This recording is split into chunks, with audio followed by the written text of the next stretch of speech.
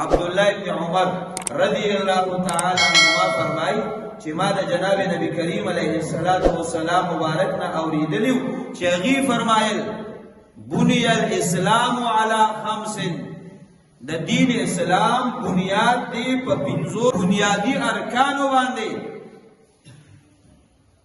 جناب نبی کریم علیه السلام مبارک په دې حدیث مبارک کې د دین اسلام تشبیه ورکړي د هغې خیمې سره چې هغه په ستنو باندې ولاړی.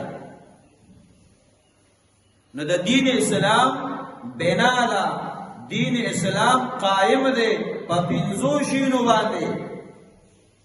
لکه یو خیمه د هغې دپاره پنځه ستنې پکار دي او هغه خیمه په پنځو ستنو باندې ولاړه ده. نو د ستنو کې کمی راځي نو بیا به د خیمې په هغه ډانچه د هغې په هغه سټرکچر هغه شکل و صورت کې به بیا تغیر و بدلون راځي. د هغه خیمې او د هغه عمارت حسن به ختمیږي. نو حضور علیه السلام مبارک فرمای چې د اسلام بنیاد دا په پنځو ستنو باندې دی. فرمای شهادت الله اله الا الله وان محمدا رسول الله. لومبنه د دې گواهی ورکول چې دا عبادت لایق هیڅ څوک نشته، صرف یو الله رب العالمین دی. بس د الله نه ما سوا د عبادت لایق هیڅ څوک نشته، معبود صرف یو الله دی. د دې گواهی ورکول او فرمایي وان محمد رسول الله، او د دې گواهی ورکول چې یقینا نبی کریم علیه السلام مبارک د الله پاک پیغمبر دی.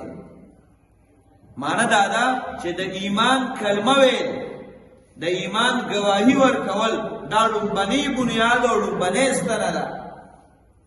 او فرمایي و اقام الصلاه، مونځ قایمول په اهتمام د شرایطو د آداب و خیال ساتلو سره.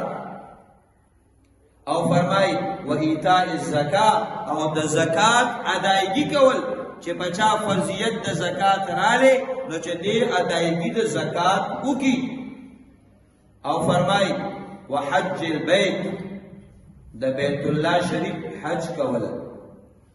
او فرمای و صوم رمضان، د رمضان المبارک روزی نیول. بعضی روایاتو کې دا صوم رمضان اول راغلی دی او حج د بیت الله شریف وروستو راغلی دی.